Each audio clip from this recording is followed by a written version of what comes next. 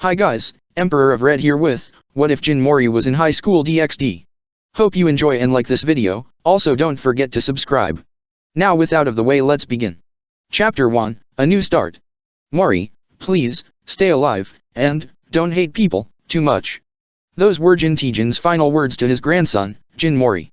Just wait, Park Myeobang. I'm going to chew you to pieces. Mori roared, shooting across the darkening sky, his body ablaze like a meteor. Burning fragments of his legendary weapon, Ruyi Jinggubang rained upon the world below as the titan-sized stone pillar slowly came crashing down. His armor suits tore apart during his descent, and they wouldn't regenerate like normal. Mori's power had and was, still being sucked into the national treasure, Holy Grail. Deployed by the man he once considered his ally, Park Mujin, Bong. How dare you? How dare you betray my grandfather? Mori kept plummeting. As he neared the tip of a mountain, he reached out with his hand. Contract. Contract. Please. Listen to me. Contract. His mind did somersaults as he came to a horrifying realization. The Grail, because of it, I can't control anything. The Jinggubang neared the ground each passing second. Mori could only watch with tears streaming down his face, as his weapon, which he used to save the world, would be the thing to destroy it in the end. Even in its descent, his staff's tip reached the edge of the atmosphere, and something of that size would send canyon-sized fissures running across the globe. He could only scream, crashing through the tip of the mountain. His weakened, and still weakening body now ragdolled through the sky and into the setting horizon. Suddenly, a freezing temperature overtook him and he slowed down. Through half-lidded eyes, Mori could see that he was underwater, most likely somewhere in the East China Sea or the Pacific Ocean. His limbs gently wavered in the water as he kept sinking. Mori slowly looked around at the dark depths. The abyss caused memories of his early days to come flooding in. 1,000 of years prior. Hey, dragon. Don't you have something heavier? These things are like feathers, Wukong asked, spinning a guandao, a blade polearm used by generals, around on his finger. After receiving teachings from a legendary Taoist master, Wukong had come home to Mt Huaguo, only to find that it had been overtaken by another monster in his army. With his new strength, the Monkey King killed the creature and slaughtered his army, later devouring them as a celebration of his return with his monkeys. After his onslaught, Wukong snagged the monster's weapon, a jade machete, and used it as his signature weapon for only a few weeks, before it broke in half as he gave his race a martial arts demonstration that he had learned. Seeing his king slightly depressed from the shattering of his trophy, an elder monkey went and told Wukong about a dragon palace in the Eastern Ocean, owned by the Eastern Dragon King, who kept an absurd amount of weapons. The elder suggested to his ruler that the dragon wouldn't notice a missing weapon or two. Wukong went along with the suggestion, but instead of sneaking and stealing, he barged right through the main gates, demanding a weapon fit for a king. To his surprise, the dragon complied, and now, they were in the royal armory, going through the millions of weapons and armor the dragon had. The Dragon King, clad in a maroon ancient Chinese emperor's garment, pinched the bridge between his eyes. They had been searching for nearly 12 hours now. The dragon thought about just giving the monkey a quarter of the armory, then kicking him out, when one of his advisors, a turtle demon, came to his side and whispered, "Your Majesty, what about the dash?" The Dragon King snapped his fingers, "Of course. Why didn't I think of that? Monkey." Wukong, who was still digging through the piles of steel, looked back with a hammer in his mouth, for some reason. He spat it out with a pop and flipped back to the dragon's side. "What's up? Find something?" he asked. The dragon grinned, flashing his rows of deadly pearl-white teeth. "Yes, I have just the thing, follow me." Wukong complied, ecstatic about his new weapon. The dragon and monkey duo walked down into an underground, cave, weaving through many passageways until they finally came to a stop. A small plateau, with what looked to be an endless drop below. "I don't see anything," Wukong commented, bring a hand above his eyebrows to look around. "Monkey," the dragon pointed at the stone cliff on the other side, "that is your weapon." Wukong followed the pointed finger and raised an eyebrow at the underwater landmass of stone. "What? Where?" "Look up, and look wide." Wukong's gaze traveled up, and up, and up. The stone cliff didn't seem to have a summit. Then he looked across both ways, and once again, the stone cliff didn't seem to have an end. "You're giving me a big rock." The Dragon King chuckled, "If you can move it, I'll give it to you." Wukong, never one to back away from a challenge, swam up to the stone formation. He scratched his head a few times, then he placed both hands on the landmass. In response to his touch, the landmass released a deep rumbling hum. The Dragon King narrowed his eyes. HRNGH. Wukong tensed every muscle he had and pulled. He pulled, and pulled, and pulled. Hooray! The Monkey King roared, and with all his might, the stone was lifted. Impossible! The dragon gasped. The oceans shook from the heavy items removal. Caves, cliffs, and underwater palaces started falling apart from an underwater earthquake of extreme magnitudes. Contract, Wukong ordered, and the stone instantly shrank to the size of a regular fighting staff. The tremors had come to a halt. Wukong twirled the stone staff around, testing the overall feel of the weapon. Then he held it out in front of his face as 5 golden Chinese characters appeared in the center. Wukong read them out, "Are you Yi, Jin, Gu, Bang." The characters melted into the stone, solidifying Wukong's ownership. Present day. Mori felt his back touch the soft sand of the ocean floor, his arms and legs splayed out aside him. He blinked tiredly as more memories flashed by. More tears flowed out of his eyes, though they immediately mixed into the seawater. As Sun Wukong, he failed Mt. Huaguo, he failed his other 8 demon brothers, and he failed the ones he called friends, Xianzang, Beiji, Wujing, and Aobai. As Jin Mori, he had failed his grandfather, he had failed Deui, Myra, Ilpio, all of them. He even failed his clone, no, not just a clone, an individual with his own identity, his name was Hui Mori. Mori closed his eyes. It's over, let's just disappear, like this. Eternal darkness surrounded him. Mori had lost. He didn't know what to do anymore. He lost everything, friends, power, home, everything. Well, at least from what he could tell, his immortality was still intact. That's both a plus and a minus. He had been floating in darkness for the past few hours, like a lost jellyfish at the bottom of the Marianas Trench. You did well, Wukong, a familiar voice reached his ears. Xianzang. Mori's eyes shot open and found that there was still nothing but black around him. Not bad, Hoji, monkey bro, you fought till the end. Mori couldn't hold it back anymore and desperately yelled out, Beiji. As expected, Big Bro is the strongest after all. Mori snapped his head around, Wujing. Is that you? Haha. You're still as energetic as ever, bro. Mori flew around the empty space, Aobai. Everyone. Where are you? What's going on? Suddenly, the darkness rippled, and blinding white light took its place. Mori covered his eyes with his arm from the intense brightness, and when he uncovered them, he found himself in the same space, but it was now the exact opposite as a few seconds ago. The void was white. In front of him, hovered 4 familiar figures. The first was a slim, long, silver-haired male, wearing white monk robes. The second was a 7-feet humanoid being, he wore emerald and purple robes with a necklace of small skulls. He also had a bushy beard and a bald head. The third was a humanoid pig, his navy blue monk robes were left unbuttoned, letting his belly bounce out, although looking fat, it was actually pure muscle. The fourth, and final figure, was a teenage girl wearing a monk's cassock. The moment his red eyes met their gazes, Mori teared up. Gee guys? Are you really there? You bet, the silver-haired winked. Who else but, ol' piggy, the pig laughed. It's good to see you again, bro, the giant nodded. Welcome back, Wukong, the monk grinned. Mori stayed still for a few seconds, thinking that his eyes were deceiving him. Then the pig made a joke, that Mori didn't hear due to shock. The giant scolded him, with the other 2 taking sides. Memories of his journey to the west came crashing forward, the bickering, the mountain strolling, the vegetarian food he was forced to eat, and the countless amount of times he had to save everyone from this and that demon, without killing the thing because of the no-kill policy Xianzang had drilled into his mind. He had spent 17.5 years as Jin Mori but had spent centuries as Sun Wukong. Seeing his old traveling companion's usual antics, Mori couldn't help but admit, he had missed this. Mori wiped the tears from his eyes and without thinking, he leaped forward, hanging his arms around Beiji and Wujing. The 2 demons were surprised for a split second before instinctively included him into the bickering. It was almost as if Mori had never become Mori, remaining as Wukong, and the journey to the west was a success. The euphoric feeling of reunion filled Mori's body, and for a few minutes, he even forgot about Ragnarok. To him, this almost felt like the journey back to the east. Their 5-member team had reunited. Hey guys, Mori began, the 4 looked at him, I'm sorry.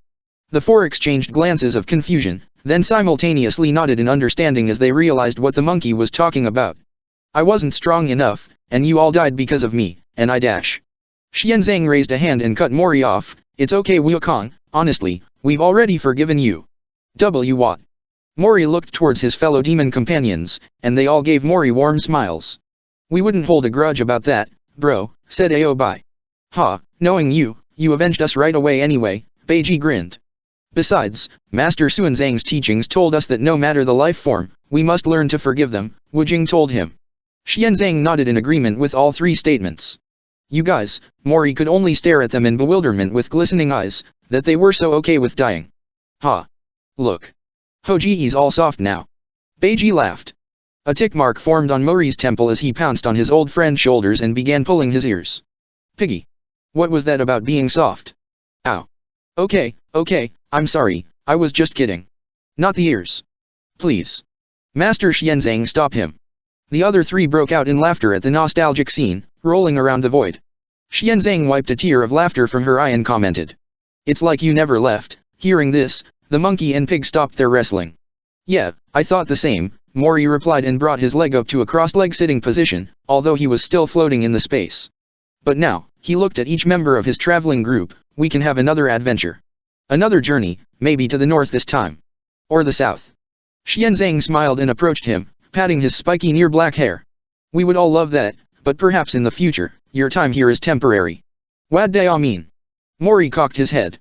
Our world will be safe for a while, there's no need for you to fight anymore, at least for now, Xianzang told him. Mori shot up and suddenly remembered all the events of Ragnarok. From Hui's sacrifice to fighting Satan, then the bout with R, and finally the betrayal, but Mubong. Nox. They dash. The new Jade Emperor, Hojo Sa, and Pandora will protect the people and keep them under control, said Wujing. It's time to rest a bit, brother, Aobai smiled while folding his arms. You've been doing nothing but fight for the last millennium. Take a bit of a breather, yeah? Beiji patted him on the shoulder. Mori could only look at the white void below as he considered his options. Finally he turned back to his master. What would you suggest me to do? The Earth will remain a safe place for at least another 17 years, give or take, informed Xianzang. You should rest somewhere far away. Until it is time for Jichundi Song to rise again. Mori nodded slowly. Alright if you say that's best. I trust Dewi, Myra, and Elpio to protect the world while I'm gone. That's the spirit. Beiji grinned. So, where will I be going? The Monkey King asked, as his four companions circled him. To a world that's a bit similar to this one, said Xianzang, who floated down in front of Mori. Beiji placed a hand on Mori's left shoulder, Wujing placed a hand on his right, and Aobai on his back. Oh right. We'll have to seal your memories, for your mental health's sake. Xianzang placed a hand over Mori's heart. Your power, however, I'm unsure if or how it'll return. It's not like you'll need it, you're taking a vacation anyway. Right, Mori sighed. The thought of being powerless saddened him and seemed foreign. Even as a young monkey fresh from the rock, he still had a reasonable amount of strength. Ready bro? Aobai asked from behind. Mori took in a deep breath and nodded. His companion's palms then began to glow. The light quickly cloaked Mori's body before forming a sphere around them. When the sphere shattered, Mori had vanished. A few minutes of silence passed between the companions. Beiji was the first to break the ice. So where exactly did we send him? Wujing and Aobai both looked at their master, who simply had a grin on her face. Like I said, somewhere similar to our world. The three demons deadpanned and simultaneously commented, that's very vague. With their task finished, the four disappeared from the white void, returning to where they came from, to wait, and have fun for another 17 years. Jin Mori, wherever he was currently, wasn't aware that Xuanzang's word similar, was a huge understatement. As he was being transported, his grandfather's last words replayed in his mind. Mori, please, stay alive, and, don't hate people, too much. DXD. Hyudu Issei, a second-year high school student and the third member of Kyoa Academy's notorious Pervet trio. He had brown hair that strangely had two tufts spiking out the bottom, and eyes of the same shade. It was lunchtime at Kyoa and his two friends, who had already finished eating, sat at his desk looking at pornographic magazines without shame. They were Matsuda, the perverted baldy, and Motohama, the perverted glasses. Issei would normally join in, but he strangely wasn't quite in the mood as he was waiting for his lunch. From the corner of his eye, he saw a slender girl with short pigtails and glasses walk up to their desk. It hasn't even been 5 minutes and you've already pulled that out, she said in a teasing voice. Go away Aika. Motohama quickly exclaimed before turning back to his mag. This doesn't concern you. Matsuda mimicked the glasses motions. Whatever, Aika shrugged, this is why you still don't have girlfriends after being here for a year. Tick marks appeared on the trio's foreheads and a shadow covered their eyes. Despite it being the truth, it still hurt. Oh? What's this? Issei isn't joining in today. Aika put a hand on Issei's forehead. You're not sick either. Issei slapped her hand away and looked away. I'm just hungry, that's all. Oh, Aika nodded in realization at what he meant. So you hired him today, very reliable that guy. Then turning on her heels, Aika left to join her friends, leaving the trio to their own devices. Matsuda looked up. You hired the exchange student today? Issei nodded, scratching the back of his head. Why yeah, I forgot to bring my lunch today and luckily had some money on me so dash. Alright, was the Baldy's simple reply as a lewd expression formed on his face when Motohama flipped the page. The two went back to viewing their magazine. I'll just go and see if he's outside, said Issei standing up from his seat and walking towards the door. When he opened it, he was welcomed by the usual sounds of the academy's hour-long lunch break. Students chattering, and the tapping of footsteps. He looked around. The hallway had more girls than boys. This was due to Kyoa Academy starting out as a private all-girls school. Then, less than 5 years ago, it changed into co-ed, thus the gender ratio was unbalanced in the girls' favor. Kaibat, feminine squeals came from the stairs. Issei knew the reason but looked anyway. Strolling down the stairs, was Kiba Yuato, resident number 1 pretty boy, of the school and most likely the entire town. His light blonde hair bounced slightly, and he gave a small smile along with a short wave as the idol kept walking to the bottom floor. His fangirls and 1 or 2 fanboys followed him like ducklings. Damn, pretty boy, Issei muttered out of jealousy with a pout. Here's your red bean paste bun. Thanks. Issei heard voices growing from his left and turned his head to look in that direction. The unmistakable giant green rucksack bobbed up and down at the end of the hallway, with a crowd gathering around it. Yo, can you pass a melon soda? Sure. The rucksack lifted up then down and looked to be leaning against the wall. Did someone need a textbook? Yeah, that was me. 3 animal pens. Here. Orange juice and a plum and a jiri. Thank you. Issei considered walking over but decided against it.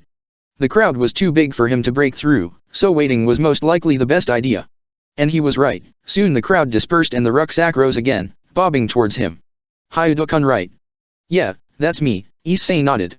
A hand reached out and handed him a packet of bread. Your melon bun, that'll be 6 yen please. Issei handed the delivery boy his money. The delivery boy flashed him a grin and bowed. I hope to be of services to you again. Then he kept pacing down the hallway. The brown-haired teen unwrapped his lunch and took a bite out of it. The mixture of doughy and fruity sweetness filled his mouth. The raised his head and took one last glance at the boy. He had short, messy, azure blue hair and black irises. He wore a light red hoodie over the gym uniform and also donned the gym uniform's light gray track pants. Hugging his feet were a pair of orange sneakers.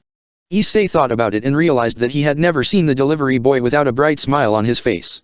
Issei walked back into his classroom and plopped back down onto his seat. As he ate, he heard several of the girls on the other side of the room gossiping about the blue-haired student. Did that guy just walk past? I think so. Ugh, he's so fake, just look at his smile, it's so off. Right? Just because he's from another country, he thinks he's friends with everyone. He's cute for sure, but the way he just accepts getting ordered around is such a turn-off. Issei sighed into his bread. Truthfully he felt bad for the delivery boy. Among the entire populace of the school, he was the only one who didn't judge him and his friends for being perverts. Now that he gave it a thought, he realized the delivery boy didn't judge anyone. In fact, he was the nicest person he knew. Which backfired on him almost every day. The thugs and delinquents of both the academy and the town liked to hire him to be the goalie, or sparring partner in soccer and MMA training respectively. The delivery boy would always accept with a big smile, and would end up getting beaten by soccer balls and fists for hours after school. Whether it was due to him being from another country, or just because the thugs liked it, Issei didn't know, and honestly, it could have been both. If Kyoa Academy had a ranking system then it would go. The two great beauties, Rias Gremory and Hajime Akeno. Tying with them in first place would be the entire student council, led by Sana Shidori. Then it would be the prince, Kiba Yuato, and following him be a close margin, the mascot, Tojou Konako. The remaining student body filled in all the space until it reached Issei and the other 2 members of the perverted trio. And then below them, at the very bottom, the official errand runner. Jin Mori. Chapter 2, 10 Hours of Sleep. Warning, the currency yen has been generalized into dollars just in case some viewers don't know the correct conversions. I'm Huam. Mori announced as he opened the door to his apartment. But like always, there was no reply. Not even his echo, that's how small his living area was. It had a simple kitchen in the corner and a bathroom a few feet away. There was a large window in his living room which was the middle of the apartment. He had a simple coffee table and some cushions for sitting. A rather small flat-screen TV was plugged into a socket next to the table. Mori dumped his giant rucksack down against the living room wall, but not before taking off his shoes. He opened the zip and dived into the bag, digging out his studying material along with the money he made that day. After placing the items on the table, he walked over to the food cabinet and pulled out a tub of instant ramen of a Korean brand. Then he filled his kettle with water and turned it on while flavoring the ramen. As he waited for the water to boil, he went over to the fridge and nabbed a small bottle of banana-flavored milk, consuming it in a single gulp. Those are the best," he exclaimed while throwing the empty bottle over his shoulder and into the trash. The whistling of the kettle told him that it was ready. Mori quickly made his ramen and brought it over to the table, eating the noodles while counting the day's profit. 3, 4, 5, 70, 110 yen, said Mori. Wow, that's almost a new high score. With that out of the way, Mori slurped up the rest of the ramen, letting out a burp as he went over to throw the empty tub out. After washing his hands, the blue-haired boy soaked a washcloth and proceeded to wipe the coffee table until it was sparkling clean. With a satisfied grin, he laid out all of his books on the table. They varied in thickness and topics, ranging from biology to maths, to geography, to classical Japanese. The latter Mori couldn't understand no matter how many times the teacher explained it and how hard he tried. Honestly, he was just an exchange student. His Japanese language skills were only great for modern conversations, but not the country's equivalent to Shakespeare. Well, no matter, Mori wanted to pass his classes. With a quick, light wake-up slap, Mori went into his studying mode for the rest of the night until he went to sleep. Speaking of sleep, Mori's bedroom wasn't anything special either. There were only two notable things in that tiny room: a small clothing drawer, and a mattress with a quilt and a single pillow. 2 days flew by, and it was now Friday. Issei looked back, towards the blue-haired boy at his desk, diligently taking down notes. Mori didn't have his rucksack with him today, as he had 3 rest days per week.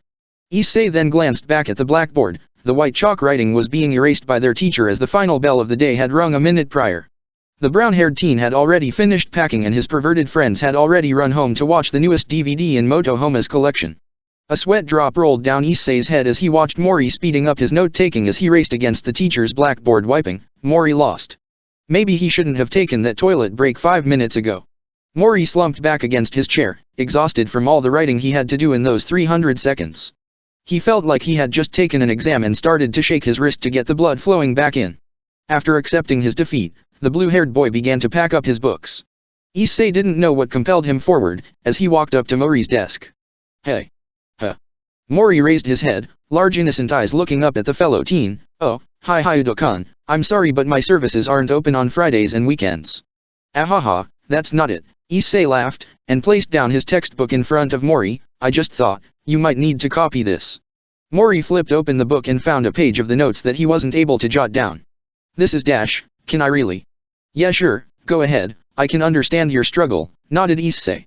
"Thank you, I'll finish this as quick as I can." Mori beamed as he immediately began to copy the notes into his book. "Your next errand will be free." Issei scratched the back of his as he gave a light laugh. "Really? Thanks." The brown-haired teen went back to his desk and sat down to wait.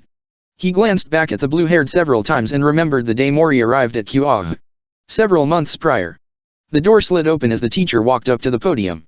The chatter of students instantly stopped as they focused their attention on their teacher as he cleared his throat. "Class, I have an announcement for you," he begun. "You have all been notified about an exchange student coming to this academy, but you've never been told which class, and what year he or she would be assigned to. And it is by luck, that our class, Class 2A, has been chosen by the principal. So everyone be nice and let us welcome our newest member." The teacher raised an arm towards the door and started clapping. The students followed his example, and applause rung around the classroom. "You think it's a guy or a girl?" one student asked his desk neighbor. "I hope it's another girl, maybe one from East Europe like Rias Grammary. It has to be a cute boy this time, right? Then we can ship him with Kiba," a girl in the front row squealed at the thought of boys' love. Then, he walked in, and the males of the class's faces dropped. On the other hand, the girls' expressions all brightened up. Wearing the Kyoto gym uniform, and a head of messy blue hair, Mori strolled in, standing next to the teacher podium. The teacher gave him a nod. "Please, introduce yourself." With a smile, Mori bowed and greeted the class. "Good morning. I'm Dan Mori, I hope we can all get along." Mori finished with a bright grin, which caused the girls to squeal and the boys to growl. "Dang it, another pretty boy taking our women. Oh.m.g he's so cute." The classroom was split on the appearance of the mysterious student. "Dan-kun, there's an empty seat in the back left corner, that'll be yours until the year is over." Mori bowed at the teacher. "Thank you very much." Issei, like every other male in the class, couldn't hide his scowl at the sight of another visually appealing male in the class. No, school. Kiba already reigned at the very top, and this exchange student could potentially rival the blonde in looks alone.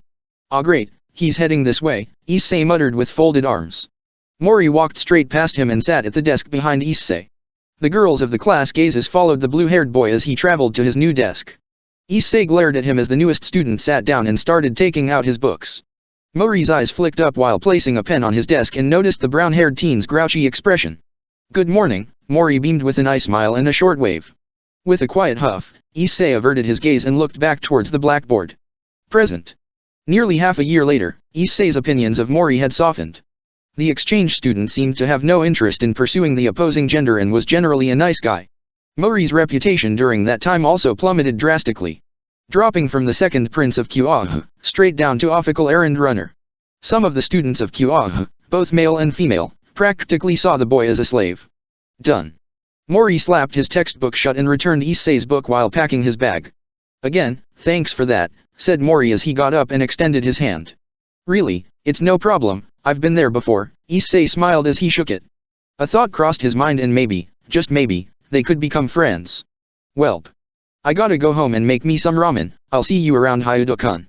Before he realized it, Mori had already left the classroom. Issei blinked and then picked up his bag while racing after him. The boy was fast, that's for sure. By the time Issei caught up to Mori, they were already at the front gates. "Wait. Hold up, Mori." Mori turned around to face him. "Something up?"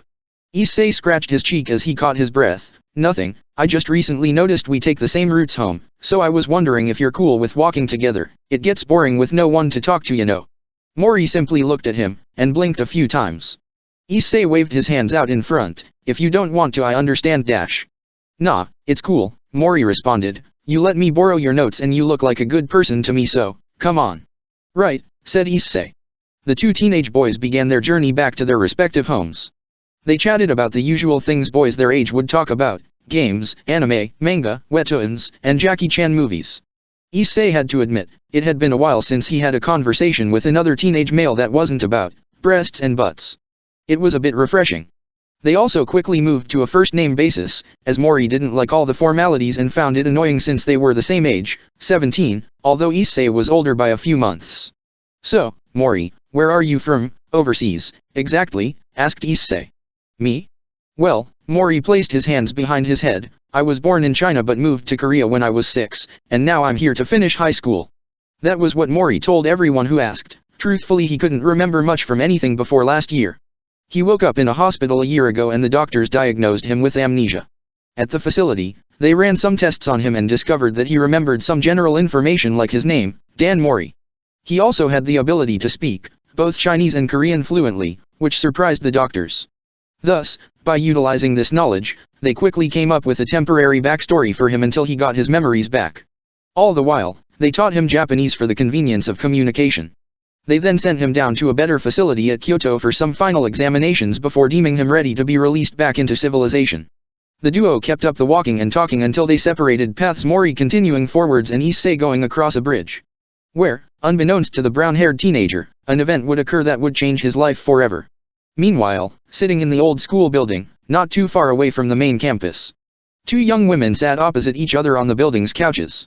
"So, that exchange student, Dan Mori. I see you've been keeping an eye on him," the dark-haired, ponytailed one said as she crossed one leg over the other.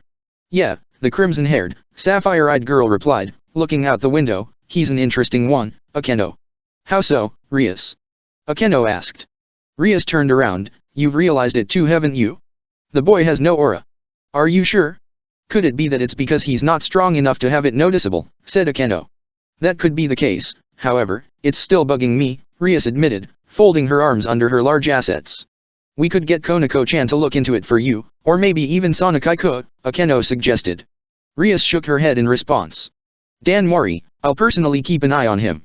Era, he must be a real enigma for him to interest you that much," said Akeno as she giggled. Rias shot her a look and the raven-haired girl slowly quietened down before giving her suggestion. "Perhaps you can hire his services if you want to double-check your suspicions that much." "That's, actually not a bad idea, Akeno," said Rias with a small smile. "That's why you keep me around," Akeno replied. It was now Sunday, and Mori was strolling around Kyoto town. With his homework finished and nothing to do, he decided to go buy his weekly groceries using the money earned from his errands. Through an average week, Mori could earn a minimum of 300 yen, which to him, was enough to survive. He didn't have many hobbies to spend his money on, allowing him to spend his cash freely. Although he had the habit of saving most of it and buying only the necessities. Thankfully, the apartment's rent was cheaper than most, so that was a plus. The electric, automated doors to Kyoha's main mall opened, and Mori went straight towards the supermarket. The blue-haired teen, out of habit, pulled out a cart at the entrance. Pushing the cart, Mori went through every section of the supermarket, spending at least 10 minutes in each area. 20, at the fruit section. His cart slowly filling up as he followed his mind map of the market. Toothbrush, check. Tissues, check. Noodles, check. Rice, check, Mori murmured to himself, as he went through a list on a scrap piece of paper he hastily wrote up, and I still need, chicken, and pickled radish. With a self-assuring nod, Mori headed towards the foreign produce first, on the other side of the market. He and his cart rolled up next to a shelf of packaged yellow cylinders. "Ah Danmuji, I've missed you," said Mori gleefully to the Korean pickled radish as he reached out to grab a packet. However, instead of the nice, comforting, cold touch of the radish packet, he felt the soft, silky texture of a hand. Huh. Mori looked to his right. Wadash. The hand's owner looked to her left. Standing next to Mori was Rias Gremory holding a shopping basket. For some reason, she wore the school uniform on a weekend, and Mori decided not to think about it. It'd be bad for his mental health. Her bright sapphire eyes gazed into Mori's dark irises, and her crimson-red hair flowed beautifully down her back. Mori usually only saw her from afar, through the fan crowds as she walked by with her pony-tailed companion. Now with her standing so close, Mori had a better look at her, and he realized. "You're shorter than I thought." "Excuse me." Rias looked flabbergasted at the comment, and because she wasn't expecting to see him here. "Oh, sorry," Mori rubbed the back of his hand and flashed her a grin. "You're one of the Academy's celebrities, so I didn't think I'd see you at a place like this, because I've heard you're from a rich family, so that kinda slipped out by accident." "Celebrity?" Rias echoed. Mori nodded. "Yeah, everyone in every class talks about the #1 beauties of Kyoha, Rias Gremory, and Hajime Akeno. Surely you would know." "Why yes, I do." Silence passed between them for a few seconds before Rias noticed that she was indeed an inch or two shorter than the blue-haired boy. "So," Mori pointed a finger at the pickled radish, "were you getting this?" His words snapped Rias out of her thoughts and she nodded. "I was, but you can have it, I'll be on my way now." "Oh, you don't need to be so courteous." Mori reached up and grabbed the first packet, plopping it in the crimson-haired heiress basket. "I'll just get the one behind it, there's plenty of danmuji for everyone." After dropping his radish in his cart, Mori turned, waving goodbye to Rias with his signature smile still on his face. "Anyway, I gotta go.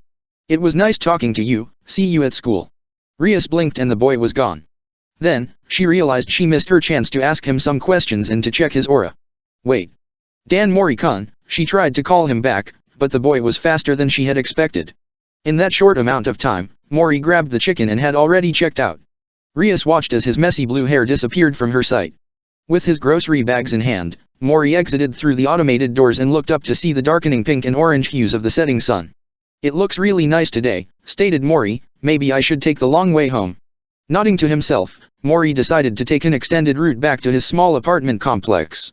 The journey took him through streets and over several bridges. After a good 20 minutes, Mori found himself sauntering through the park.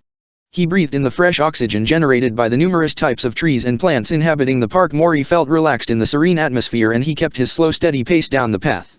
While walking, Mori rummaged through one of his grocery bags and snapped off a banana. He swiftly peeled off the rubbery skin and bit into the soft yellow flesh. Mori hummed a familiar tune to himself as he took another bit. Nothing beats an evening banana, nothing, well, maybe an evening peach, but aside from that, nothing. Finishing off the fruit, the blue-haired found the nearest trash can to throw out the skin. Once he did, he dusted off his hands, made his way to the park's main attraction, the fountain. I'm the greatest, the greatest, Mori sang quietly, marching on the path. That song, he was one of the few things he could remember. Every time he sang it, he would get a sudden wave of nostalgia and happiness at the same time. You know, this feeling, for some reason I kinda miss it, thought Mori. Soon the water spouting mechanism was just up ahead. Mori, who was now whistling the tune, saw a familiar face standing by the fountain. The brown hair, and pointy back tufts, no doubt about it, it was Issei. Mori was just about to greet him when he noticed that Issei wasn't alone. In front of him stood a teenage girl with dark long hair. Due to her back facing him, Mori couldn't see the color of her eyes. Oh, he's on a date, I shouldn't disturb them, Mori murmured while looking around. He jumped into the bushes to hide as the couple made their way closer. The blue-haired boy could hear a bit of their conversation. Hey, say, would you, i.e., for me, the girl asked softly. Yuma-chan, could you repeat that please? Issei asked nervously. Would you, die for me? Mori heard that one, and his attention was immediately piqued. A wicked grin grew on Yuuma's face as she became cloaked in a dark pink light. Issei stumbled back several steps and dropped on the ground. Mori's eyes widened as he fell back against the trunk of an oak tree. What is that? He whispered to himself. When the light cleared, the Yuuma girl's attire had changed completely, a complete 180 to be more accurate. From a cute, innocent first date outfit, into a bunch of black leather straps covering her private areas. The thing that shocked Mori the most, were the two midnight black, feathered wings protruding from her back. Mori wanted to scramble to his feet and take off running, but his body just wouldn't move. He could only watch as Yuuma and Issei exchanged words. Then a shrieking laugh reached his ears, as a spear of light formed in the girl's hands. The sound of flesh ripping apart replaced the laughter. Issei laid on the pavement with a big hole in his abdomen. He coughed out an abnormal amount of blood and even more flowed freely from his wound. Control over his body returned to Mori, and instead of making a hasty retreat as he wanted, Mori found himself rushing towards his fallen acquaintance. Issei, he yelled out, catching the attention of both Yuuma and the brown-haired teen. Horror filled Issei's eyes as he watched the innocent Mori coming towards extreme danger. With the last of his strength, Issei sputtered, "No. Mori, run. Shit. A witness." Yuuma hissed, "You must be dealt with." She created another spear and threw it towards the charging Mori, hitting him in the dead center of his chest, sending him tumbling back. Confident that he was down and out for good, Yuuma flapped her wings and soared into the sky, returning to her base. Issei clenched his eyes. He couldn't watch as the boy he considered his newest friend, died alongside him. Issei released another cough of blood and felt his life slipping away. He couldn't believe that his life would end like this, killed on his first ever date. If only he could die in the arms of an all-rounded beauty, someone like Rias Grammary. Damn, why am I thinking of her now, thought Issei as his head went limp to the side, catching a glimpse of his spilled internal red liquid. My blood, it's red, the same color as her hair. Just then a bright red light illuminated the night-fallen park. A crimson circle with an unknown sigil formed on the ground. Standing in the center of the circle, was a girl with scarlet hair.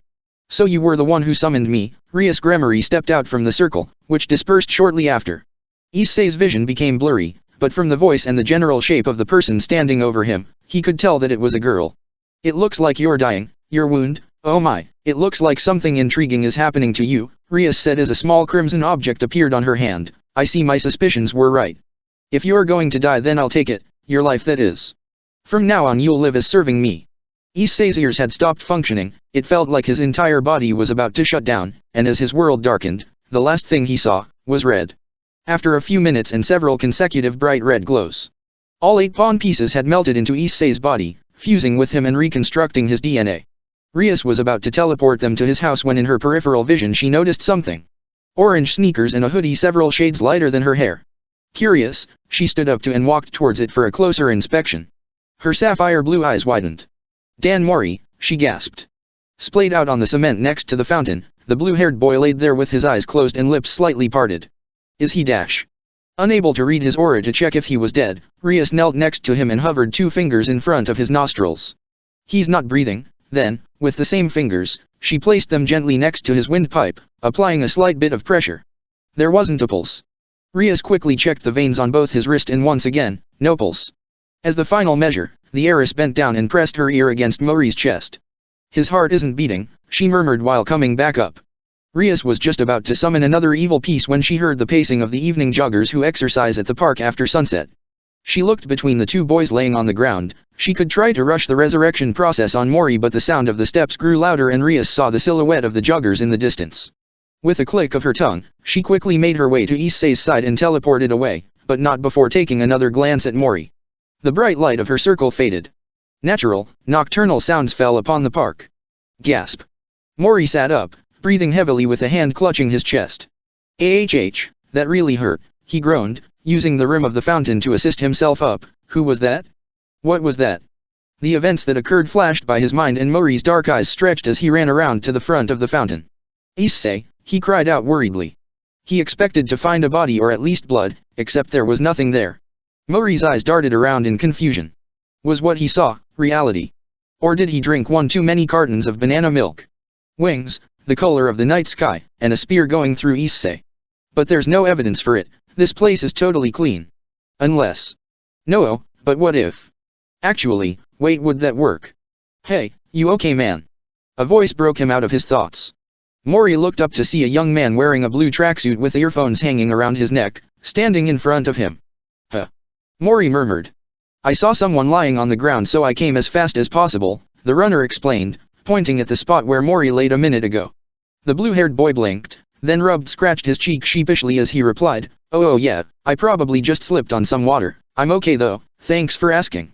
Well, if you're sure, the man started lightly jog away, and waved goodbye to Mori. I better get going, go to the hospital to check just in case.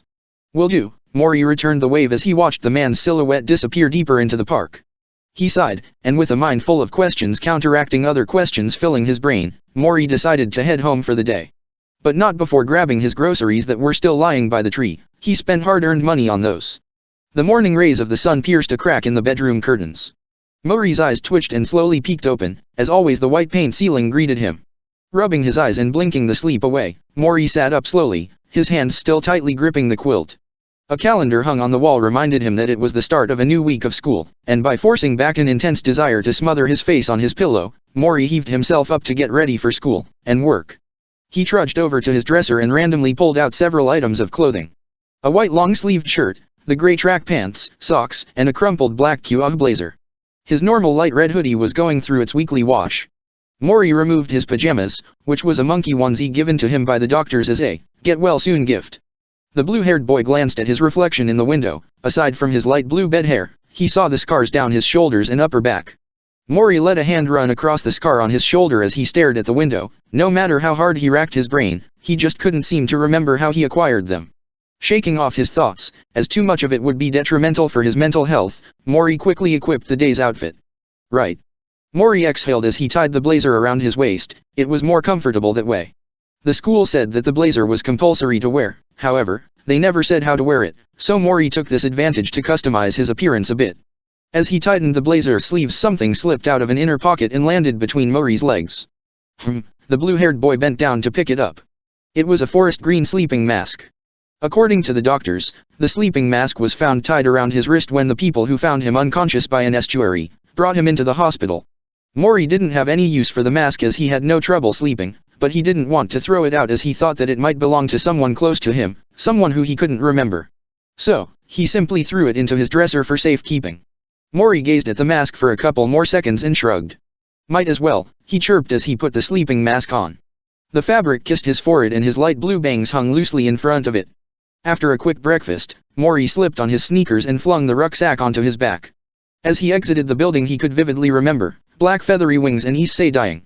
Man, what a weird dream, Mori yawned as he began his trek to school. That's the last time I go to sleep after 11. 10 hours of sleep is the best for your mental health. That was Mori's philosophy, unless you were having a Jackie Chan movie marathon. That was the only exception of the rule. Issei slowly strolled towards the academy gates, with his bag slung over his shoulder. Matsuda and Motohama had different routes to school, so the teen walked to school by himself. He flipped through his phone searching for a certain contact. He furrowed his brow as the word empty appeared for the 20th time since he woke up. This is just so. Issei mumbled as he tried to search for the name Yuma once again. There's just no way she's just a figment of my imagination. I clearly remember buying her that bracelet. My 45 yen is missing, so that's just further proof. Issei sighed and slid the phone back into his pocket as entered through the gates. Speaking of dreams, what the heck was the one from last night? It felt so real. Was it lucid? Was that my secret fantasy? Ack. I can't be that messed up, right? He decided to hurl these thoughts to the back of his mind and focused on walking. In front of him, bobbing up and down, was the unmistakable figure of Dan Mori. A smile grew on Issei's face as he jogged forward to his side. Yo, he greeted. Good morning, Issei, Mori replied, slightly averting his eyes and staring straight at the main school building, as the image of the brown-haired teen being impaled flashed past his mind. Hey, I had a really weird dream last night, said Issei. Really? What happened? Mori turned his head around, his curiosity got the better of him. I took this really hot girl out on a date. It was going exactly like what I've seen on TV and movies, and then when we took a stroll around the park, the one with the fountain. Then she asked me, would you die for me, then had this kinky magical girl transformation and black feathered wings sprouted from her back. Mori didn't like where this was going, it was too similar to his dream. Then she pulled out a pink spear and threw it into me, and get this, I died, Issei explained as his hand gestures waved around. I was lying in my own pool of blood when there was a flash of red and I woke up. Weird, right? Why yeah, really weird, but all dreams are weird one way or another, right? Mori replied as an unseen bead of sweat rolled down his temple. I probably shouldn't say anything about mine being 75% the same. He'll probably freak out. Heck, I'm already freaking out, Mori thought as they neared the large glass doors. Well, guess you're right about that, said Issei as he pushed the doors open. You probably shouldn't drink too much banana milk before bed. Mori, we haven't been friends for more than a week, but I think you're the only one in this entire town that drinks banana milk like a vitamin supplement every day. Ha ha ha, you're probably right about that, Mori laughed. He warmed up a little inside as he heard Issei calling him a friend. His first friend since his awakening at the hospital. Himejima Akeno sat at her desk by the window, her chin resting in her palm as she gazed out at the schoolyard scenery outside. She had arrived in the classroom early today as the club had a small meeting an hour ago, and to avoid her fans who would crowd her every time she walked in. Sitting at the desk in front of her was best friend Rias, who was flipping absent-mindedly through a book. Then, the dark-haired girl's shining violet eyes locked onto a certain azure-haired boy. She narrowed her eyes as she leaned forward and tapped the crimson-haired heiress on the shoulder. Rias looked back at her. What's wrong, Akeno? You said you saw Dan Mori die, didn't you? Asked Akeno. Rias nodded. Yes, I made sure of it. Then who is that? Akeno pointed out the window. Rias followed her finger and nearly leaped out of her seat in shock. Her crystalline eyes widened and her jaw dropped. Dan. Mori. She blinked several times to make sure it wasn't just a hallucination. Below them, Mori and her newly revived pawn, Issei, walked through the doors together. How's that possible? She whispered to herself. Then, she whipped her head around to face Akeno once more. Akeno, she ordered, I need you to hire him for an errand today. Tell him to meet me at the club room after school, with something, anything. Yes, Baku, the ponytailed girl replied with a nod. The heiress readjusted herself to face the front. With her elbows holding up her forearms in a triangle, she entwined her fingers and placed her hands just below her nose. Rias remained in her thinking position and didn't notice the teacher walking in, to start the classes for the day. When the lectures began, she paid him no mind as something else was filling her thoughts. No aura, and seemingly revived and recovered overnight, after being attacked by a fallen angel. Just who are you, Dan Mori? Hope you guys enjoyed this what if, and please like and subscribe for more fanfic.